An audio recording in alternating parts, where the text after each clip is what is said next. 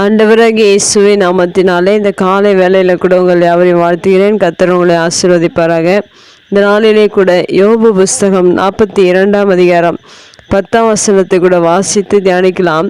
யோபு தன் சிநேகிதருக்காக வேண்டுதல் செய்தபோது கர்த்தர் அவன் சிறையிருப்பை மாற்றினார். யோபுக்கு முன் இருந்த எல்லாவற்றை பார்க்கலாம் இரட்டத்தனையாய் கர்த்தர் அவனுக்கு தந்தருளினார். மிக அருமையான வேத வசனம். இங்கு யோபு தன் சிநேகிதருக்காக வேண்டுதல் செய்கிறதை குறித்து எழுதப்பட்டிருக்கிறது. மெய்யாகவே யோபுடைய வாழ்க்கையில் தன் சிநேகிதருக்காக வேண்டுதல் செய்த போது யோபுடைய வாழ்க்கையில் ஆண்டவர் அநேக ஆசீர்வாதங்களை கொடுத்திருக்கிறார். அதுபோல் நம்முடைய வாழ்க்கையில் நம்முடைய சிநேகிதருக்காக வேண்டுதல் செய்யும் போது தேவன் இப்படிப்பட்ட ஆசீர்வாதத்தை உங்களுக்கும் கொடுக்கிறவராக இருக்கிறார். ஏனென்றால் யோபுடைய வாழ்க்கையில் தன் சிநேகிதருக்காக அவர் வேண்டுதல் செய்தபோது கர்த்தர் முதலாவதாக யோபுடைய சிறையிருப்பை மாற்றியிருக்கிறார். இரண்டாவதாக அவருடைய வாழ்க்கையில் இரட்டத்தனையான பலனை கொடுத்திருக்கிறார். இந்த இரண்டு ஆசீர்வாதங்களையும் உங்களுடைய வாழ்க்கையிலும் நீங்களும் பெற்றுக்கொள்ள வேண்டும் என்றால் உங்கள் சிநேகிதருக்காக நீங்கள் ஒவ்வொரு நாளும் வேண்டுதல் செய்யுங்கள். மற்றவர்களுக்காக நாம் ஜெபம் செய்யும் போது தேவன் நம்மை ஆசீர்வதிக்கிறவராக இருக்கிறார்.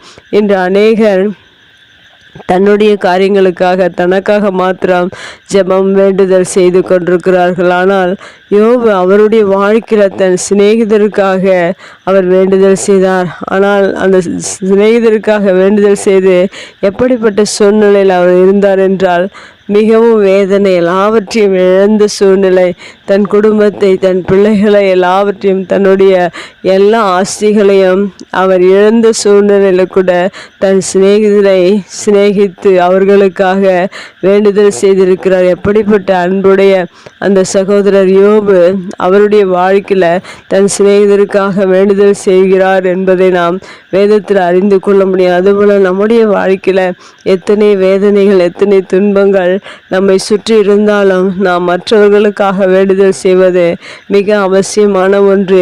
இந்த யோபினிடத்தில் நாம் கற்றுக்கொண்டு மற்றவர்களுக்காக வேண்டுதல் செய்வோம், நம்முடைய சிநேகிதர்களுக்காக வேண்டுதல் செய்வோம். அப்போது தேவன் நம்முடைய சிறையிருப்பை மாற்றுகிறவராக இருக்கிறார். யோபுடைய வாழ்க்கையில் அன்று அவருடைய சிறையிருப்பை மாற்றினது போல உங்களுடைய வாழ்க்கையில் இருக்கிற எல்லா சிறையிருப்புகளையும் எல்லா பிரச்சனைகளையும் எல்லா தோல்விகளையும் தேவன் ஜெயமாக மாற பண்ணுகிறவராக இருக்கிறார். உங்களுடைய வாழ்க்கையில் என்னென்ன பிரச்சனை இருக்கிறதோ உங்கள் எல்லைகளில் இருக்கிற எல்லா பிரச்சனைகளிலும் சிறையிருப்புகளையும் தேவன் மாற்றி இரட்டிப்பான ஆசீர்வாதத்தை தேவன் கொடுக்கிறவராக இருக்கிறார். யோபுடைய வாழ்க்கையில் முன் இருந்த நிலைமை பார்க்கலாம் அவருக்கு இரட்டத்தனையான பலனை தேவன் கொடுத்தது போல உங்களுடைய வேதத்தில் நீங்கள் மற்றவர்களுக்காக ஜெபிக்க ஆரம்பித்து விட்டீர்கள் என்றால் தேவன் உங்களுடைய வாழ்க்கையில் இரட்டிப்பான ஆசீர்வாதத்தை தந்தருளினார் என்று வேதத்தில் சொல்லியிருக்கிறது பிரகாரம் உங்களுடைய வாழ்க்கையில் இரட்டத்தனையான ஆசீர்வாதத்தை உங்களுக்கும் தேவன் தந்து உங்களையும் அவர் ஆசீர்வதிக்க வல்லவராக இருக்கிறார். இப்படிப்பட்ட சிநேகிதருக்கான வேண்டுதல் மிகவும் அவசியம். சிநேகிதருக்காக நாம் செபிக்கும் போது தேவன் நம்மை ஆசீர்வதிக்கிறவராக இருக்கிறார். நாம் ஆசீர்வதிக்கப்படுகிறோம், நம்முடைய சிநேகிதர்களும் ஆசீர்வதிக்கப்படுகிறார்கள். இப்படிப்பட்ட ஜெபத்தை தொடர்ந்து உங்களுடைய வாழ்க்கையில் இப்படிப்பட்ட வேண்டுதலை செய்ய ஆரம்பியுங்கள். கர்த்தர் உங்களை ஆசீர்வதிப்பார். கண்களை மூடி ஜெபிக்கலாம். எங்கள் அன்பு தகப்பனே, தர்மையான வார்த்தைக்காக நன்றி செலுத்துகிறோம். யோபு தன் சிநேகிதருக்காக வேண்டுதல் செய்தபோது என்று சொல்லப்பட்டிருக்கிறது. நாங்களும் எங்களுடைய சிநேகிதர்களுக்காக நாங்கள் வேண்டுதல் செய்கிறோம். ஒவ்வொரு நாளிலும் வேண்டுதல் செய்து கர்த்தர் எங்களுடைய சிறையிருப்பை மாற்றி எங்களுடைய வாழ்க்கையில் இரட்டிப்பான ஆசீர்வாதத்தை நீர் கொடுக்க போகிறதற்காக நன்றி செலுத்துகிறோம். உடைய வார்த்தை கேட்கிற ஒவ்வொரு பிள்ளைகளுடைய வாழ்க்கையிலும் இப்படிப்பட்ட இரட்டிப்பான ஆசீர்வாதத்தையும் அவருடைய சிறையிருப்புகளையும் மாற்றி நீர் ஆசீர்வதிப்பீராக.